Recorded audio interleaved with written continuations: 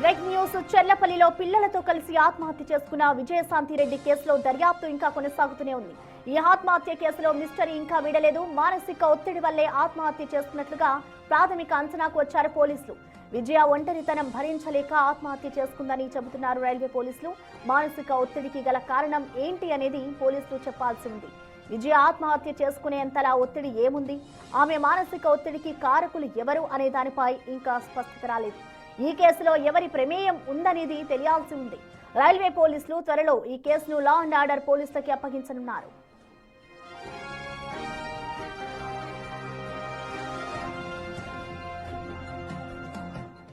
ఈ ఘటనకి సంబంధించిన more updates ని మా ప్రతినిధి అనిల్ లైవ్ లో అందుబాటులో ఉన్నారు. అనిల్, మనం చూస్తున్నాం ఎప్పుడైతే విజయశాంతిరెడ్డి తన ఇద్దరు పిల్లల్ని తీసుకుని వెళ్లి ఆత్మహత్య చేసుకుందో, అసలు ఎందుకు చేసుకుంది అనేది ఇప్పటి వరకు కూడా క్లారిటీ రాలేదు. మరి పోలీసులు ఏం చెప్తున్నారు? ముందుగా డిప్రెషన్ వల్లే ఆమె సూసైడ్ చేసుకుందని చెప్పారు. మరి దీని వెనక ఉన్న కొన్ని అనుమానాలు కూడా వ్యక్తం అవుతున్నాయి. కాబట్టి అసలు పోలీసులు ప్రెసెంట్ ఎటువంటి దర్యాప్తు చేస్తున్నారు, అసలు ఎప్పటి వరకు క్లారిటీ వచ్చే అవకాశం ఉందనుకోవచ్చు అనిల్? చెల్లపల్లి విజయశాంతిరెడ్డి పిల్లలతో కలిసి ఆత్మహత్య చేసుకున్న కేసులో ప్రెజెంట్ అయితే ఇంకా దర్యాప్తు ఉందని చెప్పాలి. ముఖ్యంగా ఈ దర్యాప్తుకు సంబంధించి అంటే ఇప్పటి వరకు కూడా పోలీసులు అయితే ఒక ప్రాథమిక అంచనాకైతే వచ్చారు. డిప్రెషన్ కారణంగా, ఒంటరితనం కారణంగానే మానసిక ఒత్తిడికి లోనై ఆత్మహత్య చేసుకున్నట్టుగా కూడా ఒక ప్రాథమిక అంచనాకైతే రైల్వే పోలీసులు వచ్చారని చెప్పాలి. అయితే ఈ ప్రాథమిక అంచనాకి వచ్చినా కూడా ఆమె ఒత్తిడి గల కారణాలేంటి, మానసిక ఒత్తిడికి గురై ఆత్మహత్య చేసుకుంది అని అన్నప్పుడు మరి దానికి సంబంధించి కారణాలు ఏమిటి, అంటే ఎవరి ప్రమేయమైనా ఉందా, దానికి సంబంధించి కారణాలు ఏంటి అనేది మాత్రం ప్రెజెంట్ పోలీసులు ఇంకా తేల్చలేదని చెప్పాలి. దానికి సంబంధించి ఇంకా ఎలాంటి స్పష్టత అయితే ఇవ్వలేదని చెప్పాలి. అంటే ఎప్పుడైతే ఘటన జరిగిన దగ్గర నుంచి కూడా పోలీసులు వివిధ కోణాల్లో దర్యాప్తు చేశారు.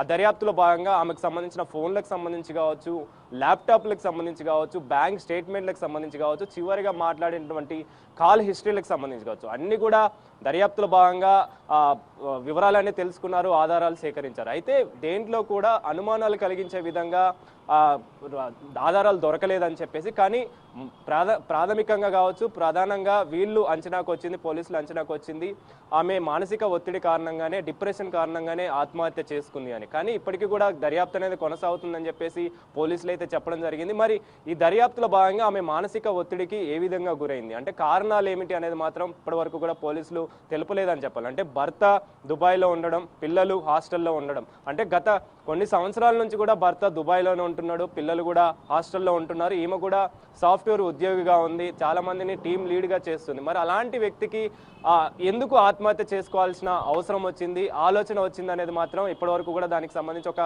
క్వశ్చన్ మార్క్గానే ఉంది.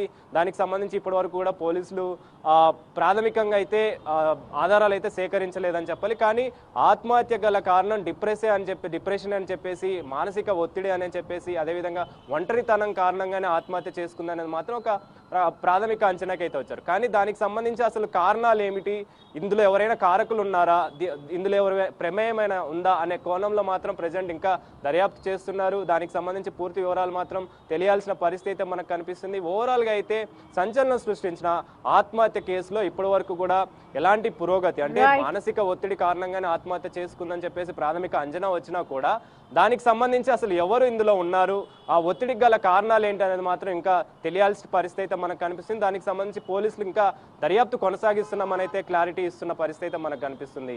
Prasanna. Okay Anil, thank you.